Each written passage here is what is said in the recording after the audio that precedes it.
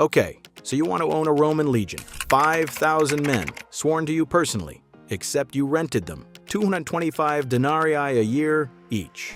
By the end, you'll know why the emperor's own guard once sold the throne for 25,000 sesterces a man. Subscribe, let's start. What it costs to get in. Here's the number that will break your illusion. Before 107 BC, a Roman soldier did not get paid to join the army. He paid to qualify for it. Roman citizens were sorted into military service by property class, and if you did not own enough land to afford a sword, a shield, and a set of armor, you were legally barred from fighting for Rome at all. The richest citizens served as cavalry and bought their own horses. The middle classes bought their own mail shirts. The poorest of the eligible citizens showed up with nothing but a sling.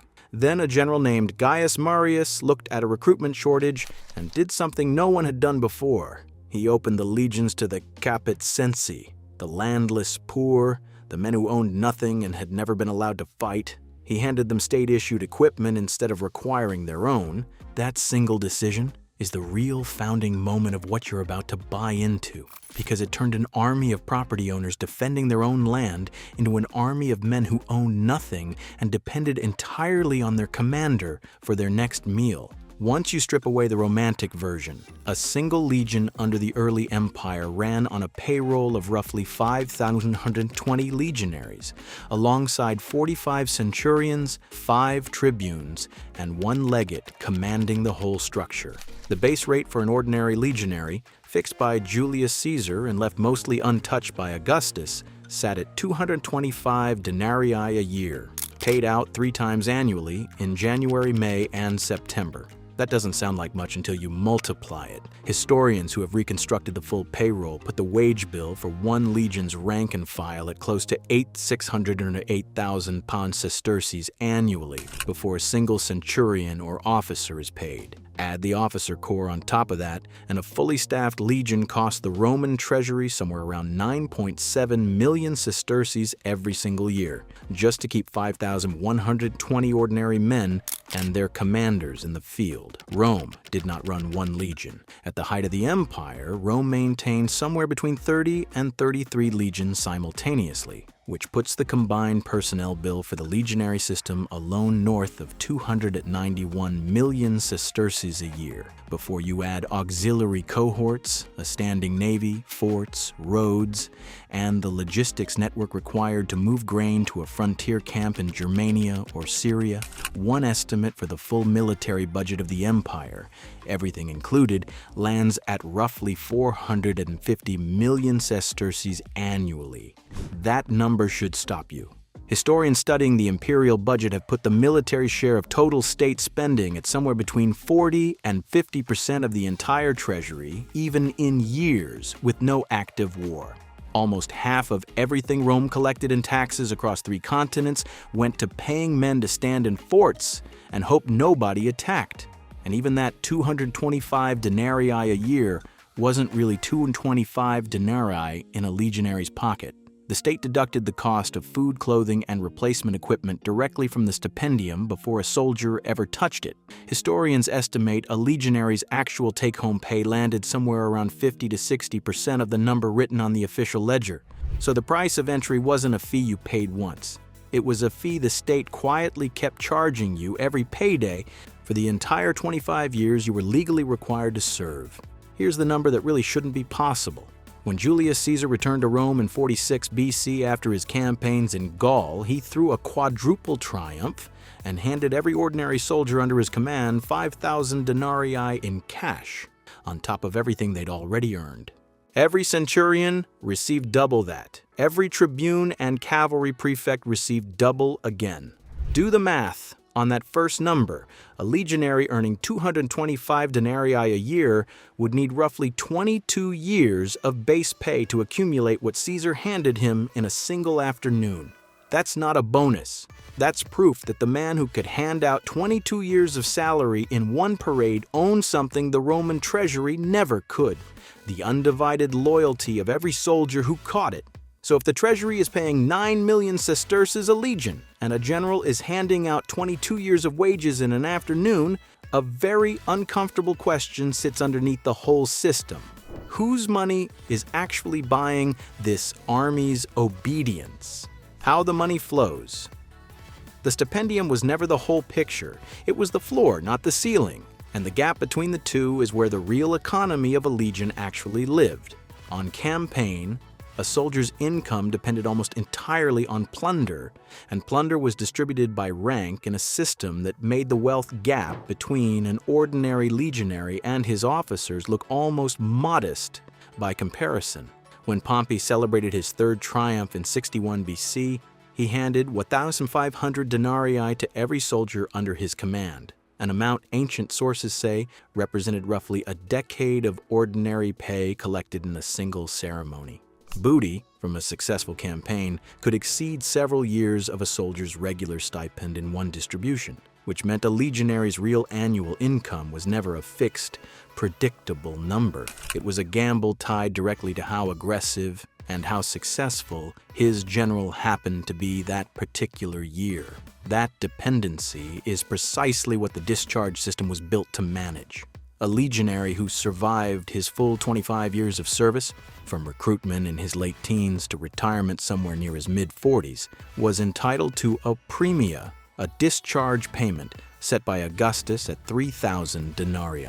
Later, under Caracalla, that figure rose to 5,000 denarii as inflation ate away at the coinage. Alongside the cash, veterans were frequently granted a plot of farmland, typically somewhere between 10 and 20 jugera, roughly 6 to 12 acres, though the exact number swung wildly depending on where you served and how much land the empire had recently taken from somebody else. This wasn't charity. It was designed as a pension system, engineered to keep tens of thousands of trained armed men from becoming a permanent, landless, resentful population circling the edges of Roman cities. For decades, that pension was funded ad hoc, out of whatever the treasury or a victorious general happened to have on hand, which meant it was never reliable and often depended entirely on whether the current emperor felt like paying. Augustus fixed that problem in 6 AD by creating something new, the Aerarium Militare, a dedicated military treasury that existed for exactly one purpose: funding veteran discharge payments on a permanent institutional basis. He seeded it personally with 170 million sesterces of his own fortune. When that proved insufficient to cover the growing pension bill, Augustus forced through 2 new taxes specifically to keep the fund solvent: a 5% tax on inheritances, the vicesima hereditatium, and a 1% tax on goods sold at public auction, the centesima rerum venalium.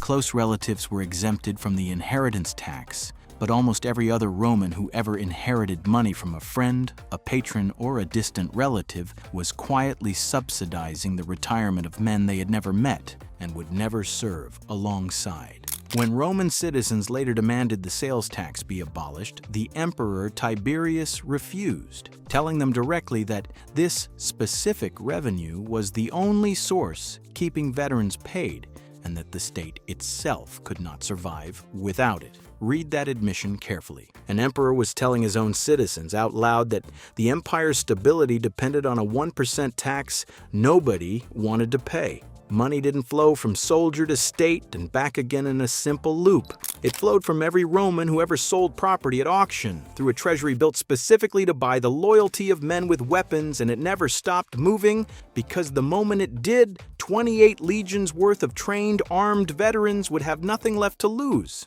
None of this applied equally across the ranks. An auxiliary soldier, a non-citizen serving in Rome's support cohorts, earned roughly 750 sesterces a year before the Domitianic pay rise, compared to 900 sesterces for a citizen legionary doing comparable frontier duty, a pay gap that persisted for generations. What an auxiliary received instead wasn't equal pay. It was full Roman citizenship for himself, his children, and often his wife, at the end of honorable discharge. That's the same underlying logic running through every rank in the system. Nobody was ever paid what their labor was actually worth in the moment. They were paid a fraction of it now, and promised the rest later, contingent entirely on Rome, or a general, still being solvent by the time the bill came due. That's the system working as designed, funded, taxed, and institutionalized. But institutions built to buy loyalty have a way of teaching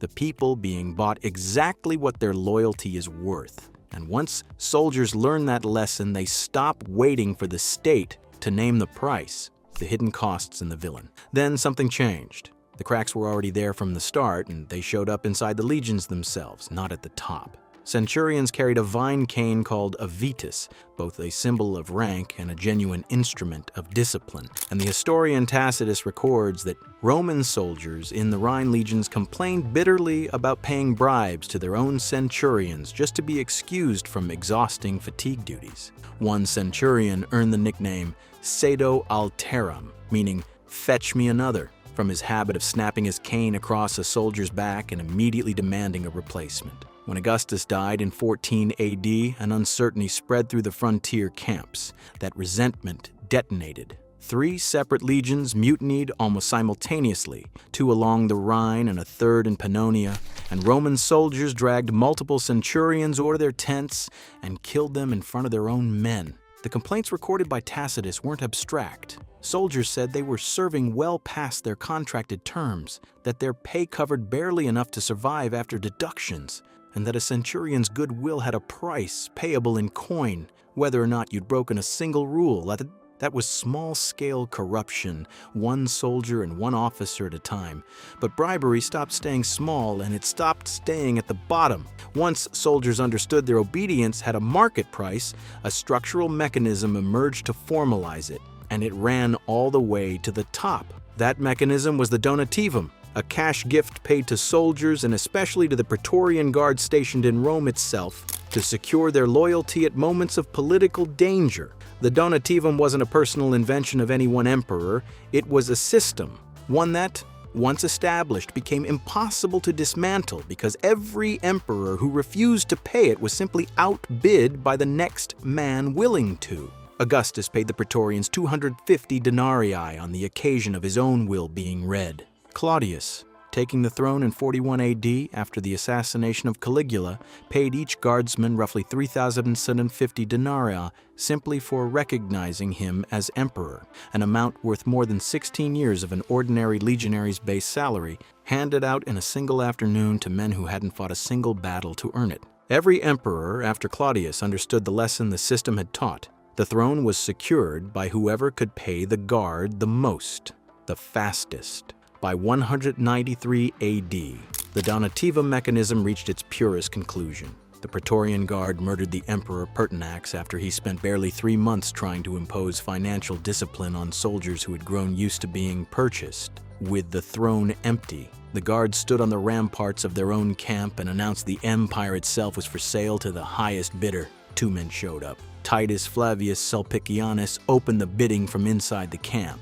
Marcus Didius Julianus arrived shortly after, was refused entry through the gate, and reportedly shouted his offers over the wall instead. The bidding climbed in real time between 2 Roman senators competing to buy an empire the way men haggled over cattle at a provincial market. The winning bid is generally put at around 25,000 sesterces for every single guardsman, roughly 10 years of an ordinary legionary's pay, promised to thousands of men just to get the gate opened. Julianus won.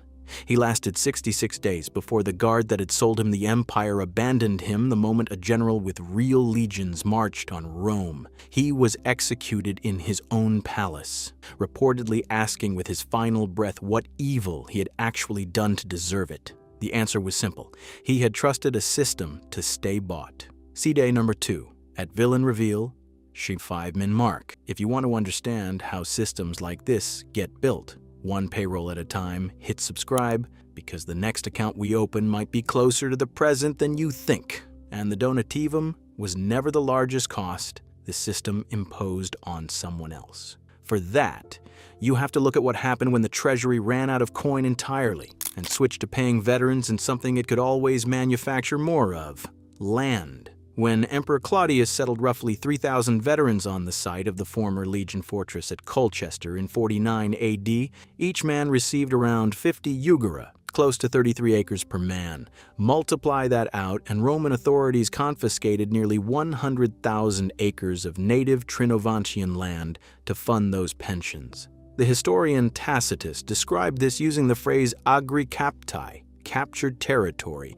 an official designation that let a veteran claim even more if he wanted it. The local population who watched their farmland handed to retired soldiers didn't stay quiet. That confiscation became one of the direct causes of the Boudiccan Revolt in 60 AD, an uprising that burned Colchester, London, and Verulamium to the ground and killed tens of thousands of people before it was finally crushed. The pension that made a legionary's retirement possible was frequently somebody else's land first, seized specifically because the system that paid soldiers in coin had already run out of coin and switched to paying them in territory instead. So the hidden cost of owning a legion was never really on the official ledger. It was paid in other people's property, in other people's stability, and eventually in blood. But that raises the reframe this whole system demands. Because if the donativum and the pension and the land seizure were all mechanisms for buying loyalty, what does that tell us about what a legion actually was?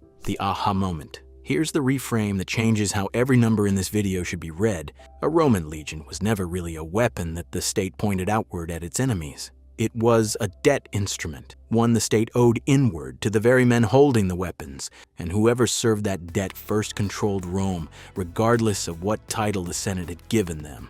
Go back to Marius and look at what actually happened once he opened the legions to landless men with nothing to their name. Those soldiers weren't fighting to protect property, because most of them didn't own any. They were fighting because a general had promised them pay, plunder, and eventually land, and their entire future depended on that general delivering. Here is the detail that changes everything. For years, a Roman general had to personally petition the Senate to secure land grants for his own retiring veterans rather than the state simply handing out retirement automatically the way modern militaries do. That single administrative choice meant a soldier's pension didn't come from Rome. It came from his commander's ability to win, to negotiate, and to fight the Senate on his soldiers' behalf. So loyalty didn't belong to the Republic anymore. It belonged to whichever general could actually deliver the payout, and generals like Sulla and Julius Caesar understood that arithmetic perfectly. Run that idea back through the numbers you already know. The 225 denarii base salary looks unremarkable until you remember it was never the real currency soldiers were fighting for. The real currency was the 22 years of pay Caesar handed out after one triumph, the land grants that only existed because a general had gone to bat for his men, and the donativum that eventually led a guard auction off the entire empire. Every one of those payments was proof to a soldier that his commander, not the abstract state, was the only entity actually capable of making him wealthy. The civil war between Caesar and Pompey wasn't a disagreement between two Roman statesmen about the future of the Republic. It was, in practical terms, a war fought by two private armies, each personally loyal to the man who had been paying them and promising them land for over a decade. That explains something that should otherwise look bizarre. Soldiers repeatedly marched on their own capital on behalf of men who were, legally, just fellow citizens with an army. It happened with Sulla in 88 BC. It happened with Caesar crossing the Rubicon in 49 BC. It happened again through the Year of the Four Emperors in 69 AD, and once more in 193 AD, when Septimius Severus marched his legions on Rome to avenge Pertinax. None of those armies saw themselves as attacking Rome. They saw themselves as collecting on a debt owed to them personally by the man leading them, a debt the Senate had never guaranteed and never fully controlled. So the paradox sitting at the center of the entire system is this. Rome built the most feared military machine in the ancient world, and in doing so, built thousands of individual creditors with swords, all owed a payment the state could not always guarantee on its own. Every emperor who ever secured his position through a donativum was making a payment on that debt. Every general who marched on Rome was calling it in early. The legion was never really property the state owned outright. It was a loan the state had taken out against its own survival, and the interest came due every single time the man on the throne changed. Which raises the next question directly. If Loyalty always had a price. Somebody in Roman history had to be wealthy enough or clever enough to actually pay it themselves without waiting for the state to do it for them. Who actually makes money? The man who proves this most literally wasn't an emperor at all. He was a private citizen who became, by his own definition, the richest man Rome had ever produced. And he built that fortune specifically so he could do something almost nobody else in Roman history could claim: fund an entire legion out of his own pocket. His name was Marcus Licinius Crassus, and Pliny the Elder put his personal fortune at roughly 200 million sesterces, an amount modern historians have compared directly to the entire annual budget of the Roman state itself. Crassus didn't inherit that wealth. He built it, starting with one of the most ruthless business models in Roman history. Rome had no public fire department, and its densely packed wooden apartment blocks, called insulae, burned constantly. Crassus assembled a private brigade of 500 slaves trained specifically to respond to fires, but with a catch. When his brigade arrived at a burning building, Crassus would negotiate to buy the property from its terrified owner at a fraction of its value before allowing his men to lift a single bucket, refused to sell, and the fire simply continued to burn while 500 trained men stood and watched. And the flames were extinguished on a building Crassus now owned outright. He repeated that scheme across Rome for years, quietly accumulating a real estate portfolio that, according to Plutarch, grew his fortune from under 300 talents to over 7,100 talents over the course of his career. Crassus put that fortune to a use that made his priorities explicit. He is recorded as saying that no man could truly call himself rich unless he could maintain an entire legion from his own personal wealth, a boast that wasn't hypothetical because he later did exactly that, funding and equipping legions from his own resources during his campaigns against Spartacus and later against Parthia. Think about what that actually means against everything you've already learned in this video. The Roman state was spending 9.7 million sesterces a year to maintain a single legion through taxes collected from millions of citizens across 3 continents. Crassus could fund one alone out of a personal fortune built by watching his neighbors' homes burn until they agreed to sell. Not every path to wealth inside the legion required that kind of ruthlessness or that kind of starting capital. There was a second, slower route available to an ordinary soldier with nothing but time and survival on his side, and it ran through the centurionate. A legionary who survived long enough, generally 15 to 20 years of active service, could be promoted into the officer corps. And the very top of that ladder was a position called primus pilus, the senior centurion commanding the legion's first cohort. A primus pilus earned roughly 60 times the pay of an ordinary legionary in his final year of service, and upon retirement received a discharge payment of 600,000 sesterces, a sum large enough on its own to satisfy the property requirement for entry into Rome's equestrian class. A man who had entered the legion as a landless recruit with nothing could retire as a member of Roman high society, one rank below the senatorial elite, purely by surviving and climbing. The pattern connecting both of these men, one born into money and one who started with none, is identical. Neither of them waited for the state's official payroll to make them wealthy. Crassus built parallel income streams that dwarfed anything the treasury could offer, while a successful primus pilus climbed a ladder specifically designed to convert decades of survival into a lump sum fortune at the exact moment he left the army. Both of them understood something the ordinary legionary, collecting his 225 denarii 3 times a year, never fully controlled. The official stipendium was never where the real money in this system lived. It was simply the floor everyone else was trying to climb above. Which brings the entire story down to a single, practical question. If you actually ran these numbers side by side on paper, exactly how far apart were the men at the bottom of that ladder from the men who reached the top? Let's run 2 real scenarios built entirely from figures that actually applied inside a single legion. Scenario 1, the realistic path. You enlist as an ordinary legionary at age 18 under Augustus, earning 225 denarii a year across 3 annual payments. After deductions for food, clothing, and replacement equipment, historians estimate your real take-home pay lands closer to 60% of that figure, putting your actual annual income at roughly 135 denarii. Multiply that across a full 25-year term, and your total lifetime earnings from base pay alone come to approximately 3,375 denarii before counting any triumph bonuses or plunder your particular legion happened to encounter. At discharge, near age 43, you receive a premia of 3,000 denarii and a land grant, perhaps 10 to 20 jugera, depending on where you're settled. Add the discharge payment to your lifetime earnings, and your total career compensation lands somewhere around 6,375 denarii, plus a modest farm for 25 years spent on frontiers from Britannia to Syria. That's the realistic outcome, a small, hard-won pension purchased with a quarter of your adult life. Scenario 2, the optimal path. You enlist at the same age, but you survive, distinguish yourself, and get promoted steadily until you reach Primus Pilus roughly 20 years in. In your final year alone, earning 60 times the base legionary rate, your single-year income comes to approximately 13,500 denarii, nearly 4 times what the realistic path soldier earned across his entire 25-year career. At discharge, you receive 600,000 sesterces, the equivalent of 150,000 denarii, a sum that instantly qualifies you for entry into the equestrian class, one rank below Rome's senatorial elite. Run the comparison directly.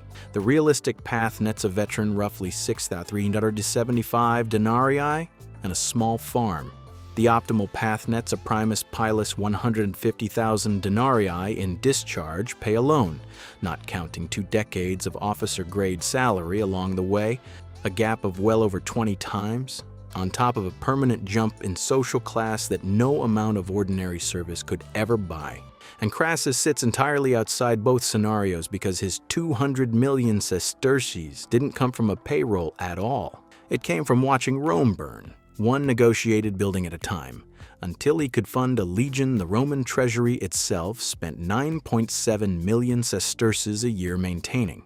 Every time you see a Roman pillar in a museum or a sandal and sword epic on screen, remember what's underneath it. 50,000 men owed a debt. The state was always one bad harvest from not paying.